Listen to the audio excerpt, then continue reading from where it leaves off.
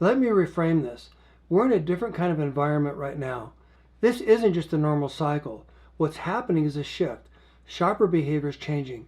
Retailers are getting more selective. Competition is getting sharper. Costs are rising in unpredictable ways. And capital is getting tighter. Which means the strategies that worked before don't always work the same anymore. And that creates pressure. Pressure to make decisions faster, prove results quickly, justify every dollar you spend. So naturally, most brands respond the only way they know how. Here's the problem. Are you ready to hear more? Welcome to the Bulletproof Your CPG Brand podcast, where we discuss tactics and strategies that you need to give your brand the unfair competitive advantage it deserves. Hello, I'm Dan Lohman. There's a free downloadable guide at the end of every episode to help you go deeper into the topics we discussed.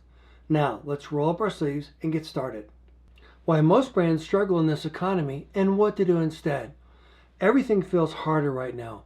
Costs are rising, demand is slowing, margins are getting squeezed from every direction.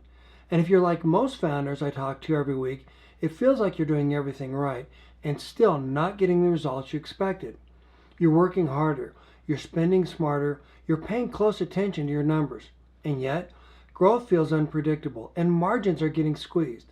So the question becomes, what am I missing? Let me explain. Let me reframe this. We're in a different kind of environment right now.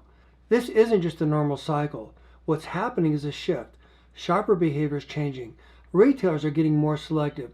Competition is getting sharper. Costs are rising in unpredictable ways, and capital is getting tighter. Which means the strategies that worked before don't always work the same anymore. And that creates pressure. Pressure to make decisions faster, prove results quickly, justify every dollar you spend. So naturally, most brands respond the only way they know how. Here's the problem.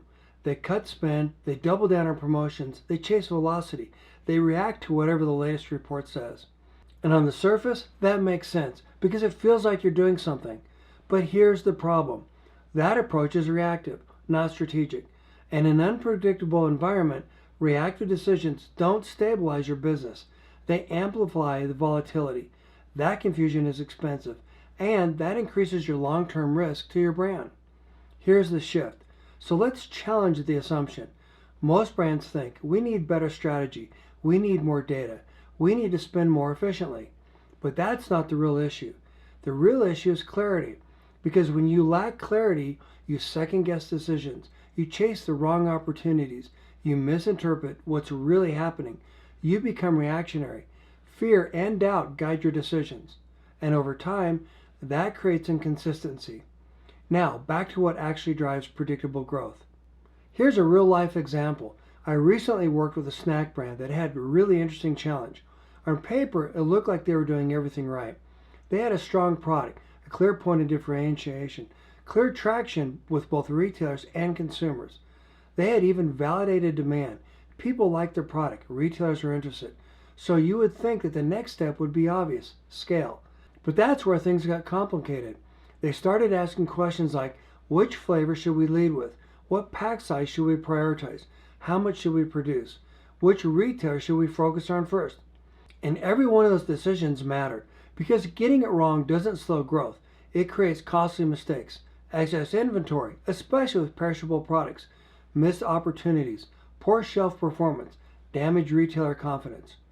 So they did what most brands do. They looked at their data, sales reports, velocity, early test results, and they tried to use that to guide their decision.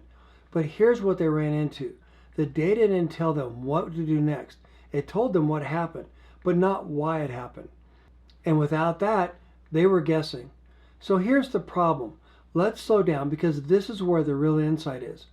Data versus insights. Data tells you what sold, when it sold, where it sold. But it does not tell you why customers choose it, what trade-offs they made, what alternatives they considered, what competitors were doing at the same time, what problems they were actually solving. And that distinction matters more than ever right now because in a stable environment, patterns tend to repeat. But in an unstable environment, behavior changes. And if behavior changes, then historical data becomes less predictive. Here's why most brands misread data.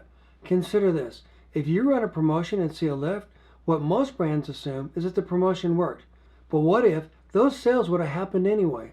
Shoppers just pulled forward demand, or you trained them to only buy and deal. Now ask yourself, was that growth or was it just subsidized sales? This is the kind of clarity most brands are missing. Why forecasting fails right now. Forecasting breaks when assumptions are wrong, behavior shifts, context changes, competitive threats increase. And right now, all four of those things are happening at the same time. So when brands purely rely on historical trends, internal reports, isolated metrics, they lose the ability to predict what's happening next. Which brings us back to the core issue. Here's the framework. This is exactly why I built the Retail Clarity Framework, because without a structured way to think about it, everything feels random. Let me break it down simply. Step number 1, what happened? This is your data, important but incomplete. Step number 2, why it happened. This is shopper behavior. What problem were they solving? What drove their decision? Step number 3, what influenced it? This is your competitive and category context. What else were they considering? What changed around you?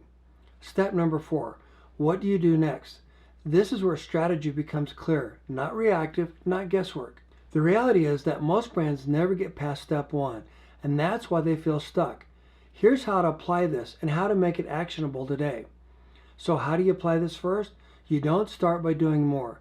You start by identifying where you're losing leverage. Number 1, trade spend. Ask yourself, are your promotions actually driving incremental growth?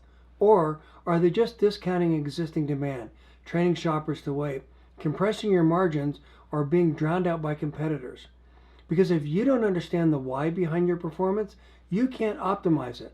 Number 2, execution. Let me be direct here. Retailers are not responsible for your storytelling. You are. So if your product is in the wrong location, inconsistently merchandised, missing key visibility drivers, then your performance will suffer regardless how good your product is. This all differs by retailer and market. Number 3, visibility. This is a big one. Most brands assume that if we're on the shelf, we're available. But availability is not the same as visibility. If shoppers don't see you, don't understand you, don't recognize why you matter, they won't choose you, even if they would have loved your product. This is why I say brands don't have a spend problem, they have a visibility problem. So let's bring all this together. So when everything feels unpredictable, it's not because growth feels impossible, it's because you're trying to make decisions without full context. You're looking at partial data, incomplete signals, isolating outcomes, instead of seeing the full picture. And without that, everything feels like a guess. Here's the key takeaway. So what I want you to take away from this, if you want to grow in this environment, you don't need more data, more spend, or more activity. You need clarity. Clarity around what's actually driving your performance, where you're losing leverage, and what to do next. Because once you have that, everything changes. Decisions get easier. Strategy gets sharper.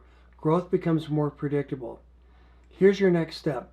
Share this episode with a founder looking to cut through the noise and start growing sales. Connect with me on LinkedIn. Download the free 15-minute leak finder in the show notes or at theretailsolve.com/guide30. This will tell you exactly where to look and close the leaks that are compressing your margin. This is something that literally every brand struggles with, even big brands. Or DM me 319 and I'll send it to you directly. Join the free workshop to go deeper. Details in the guide and on my homepage at retailsolve.com. Because you don't need more information, you need a better lens to use it. This is Dan Lohman, and this is the Bulletproof Your CPG Brand podcast. You don't have a sales problem, you have a visibility problem. Most brands rely on reports to understand their business, but those reports don't show you what actually happened in store. The Retail Audit Checklist helps you quickly identify gaps in execution, placement, pricing, and promotion so you can fix what's costing you sales. This is one of the fastest ways to improve performance without spending more. If you want to see what others miss and act faster, download the Retail Audit Checklist in the show notes. Thanks again for joining us today.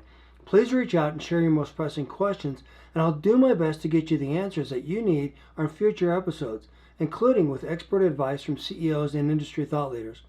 Comment, leave your questions, and get this week's free downloadable guide and the show notes at retailsolve.com/session319.